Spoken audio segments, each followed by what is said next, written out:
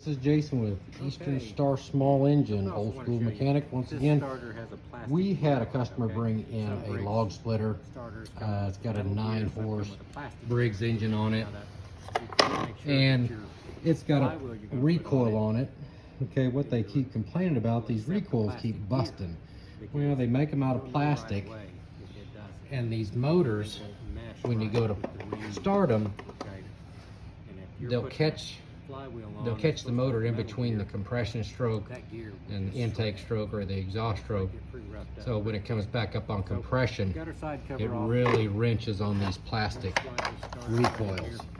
I don't know why Briggs started making them out of plastic, but they did. But what it does is it tears up these little dogs that stick out. Okay, this plastic is all bent up. I don't know if you can see it or not, but and this happens a lot.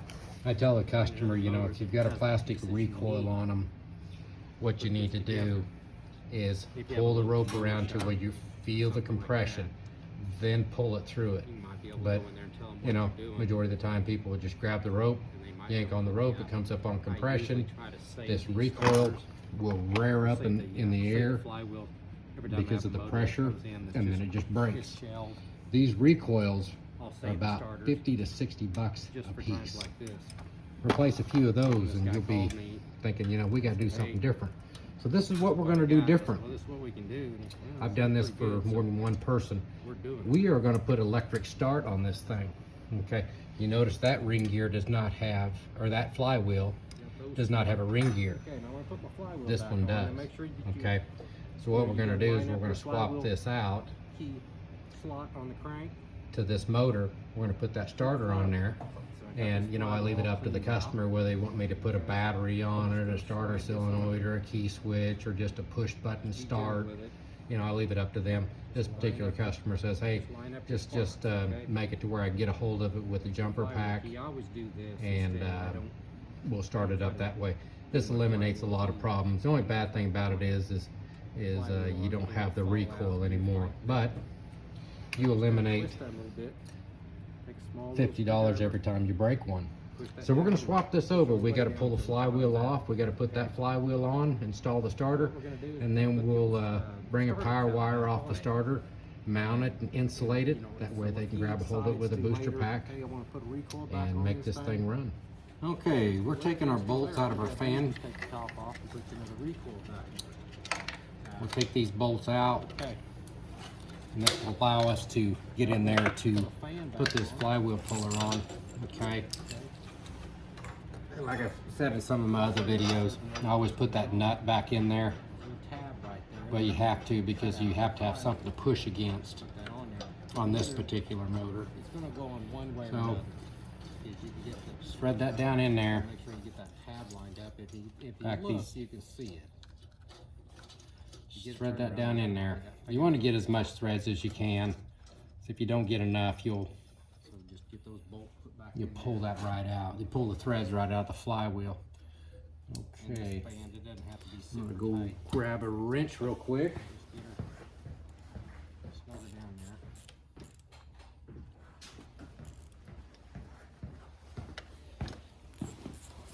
Okay, and then just slowly start turning these nuts.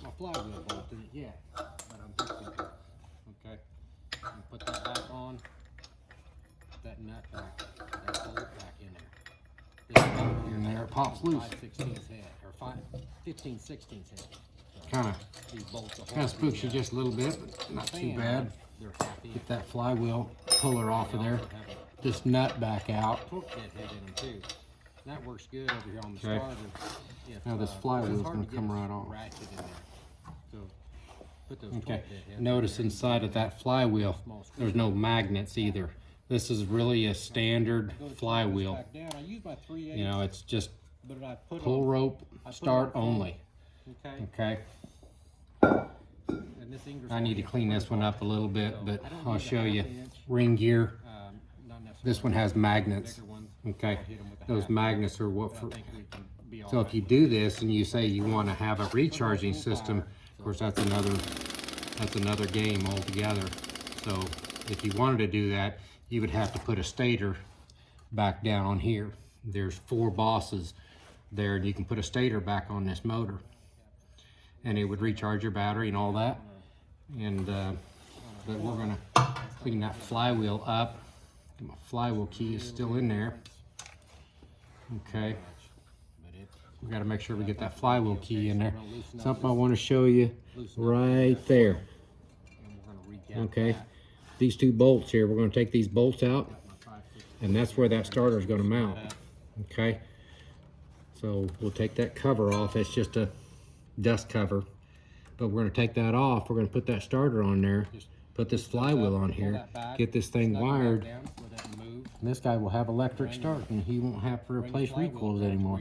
Some customers say, well, go ahead and replace the recoil just in case, you know, something was to happen, and you know, at least I could use a recoil. This particular customer said, no, let's just make it electric start.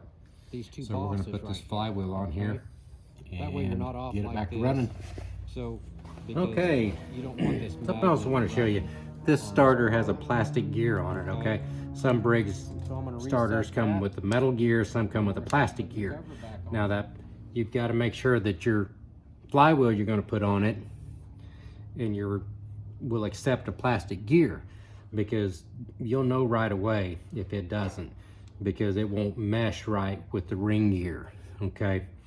And if you're putting a flywheel on that's supposed to have a metal gear, that gear will just shred. It'll get pretty roughed up pretty quick. So we got our side cover off here. Okay, we're going to slide this starter down in here.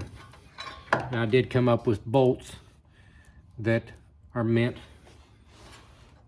to bolt this starter on. They're not very long, so you don't want to get them too long. You'll bust the case. But you can find another motor that has the pieces you need to put this together. If you have a local mower shop or something like that, you might be able to go in there and tell them what you're doing, and they might be able to hook you up. I usually try to save these starters, or save the flywheels every time I have a motor that comes in that's it's shelled. I'll save the starters just for times like this. So when this guy called me and said, hey, this is what I got, and I said, well, this is what we can do, and he said, well, that sounds pretty good, so we're doing it. So got those snug. Okay, now I'm going to put my flywheel back on. Now make sure that you got to line up your flywheel key slot on the crank to the flywheel. So I got this flywheel all cleaned out. Okay, I'm just going to slide this on here. Just be gentle with it. Just line up your spots, okay? Take your flywheel key. I always do this instead. I don't try to do my flywheel key and then try to put my flywheel on, because it'll fall out and then you're fighting it. But just kind of twist that a little bit. Take a small little screwdriver, push that down in there. Push all the way down until it bottoms out, okay? And what we're gonna do is we're gonna put the old starter cup back on it. And you know, so if he decides to later, hey, I wanna put a recoil back on this thing, okay, well, everything's still there. All you gotta do is just take the top off and put another recoil back on. Okay. Now we're gonna put our fan back on, okay? Now you notice there is a certain way that this goes on. There's a little tab right there, and then there's a little cutout on the flywheel. Just put that on there. You can it's gonna go on one way or another, because you can get you just gotta make sure you get that tab lined up. If you look, you can see it. If you get it turned around the other way, that fan's gonna flop. So just get those bolts put back in there. And this fan, it doesn't have to be super tight. Just get her, snug her down there.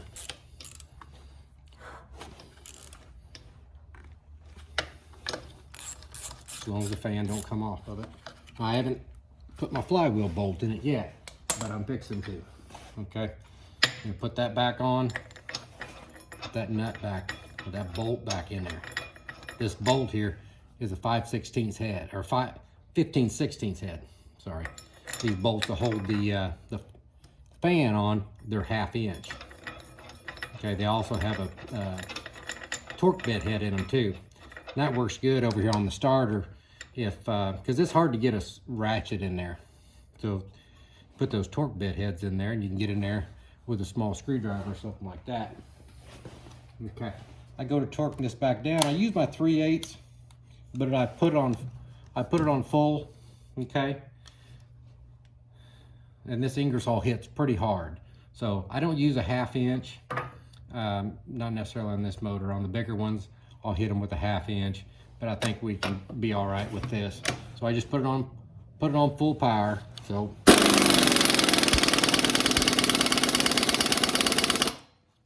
just kind of camp on it just a little bit. Okay. Like we might have to reset our air gap on our coil. That's not that big of a deal. Just a little bit of difference, not much, but I think we're going to be okay. So we're going to loosen up the coil, and we're going to regap that. And I've got my 5/16 here. We're going to just loosen that up.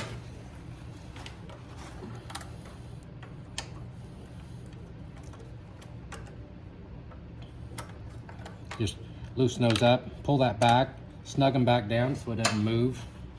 Run your flywheel around to where your magnet is pointing toward that coil. Okay, it's pointing toward that coil. Okay, and then just center that magnet in between these two bosses right here. Okay, that way you're not off like this. So because you don't want this magnet rubbing on this coil. Okay, so I'm going to reset that. Okay, before we put our top back on, we want to make sure that everything's going to be working right. Got my booster pack hooked up to it, and now I leave my booster pack off, hook everything up, okay, and then hit it to see if everything's going to be okay. So we're going to hit this real quick and see how this turns over. Make sure everything's going to be okay. So here we go.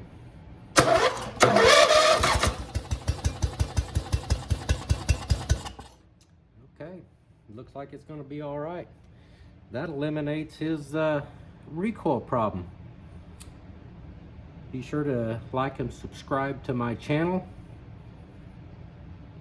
And if you have any comments or questions, please feel free to ask. We're just going to hook up a wire for him so he can put his booster pack on, or off of a 12-volt source, and he's golden. Thank you.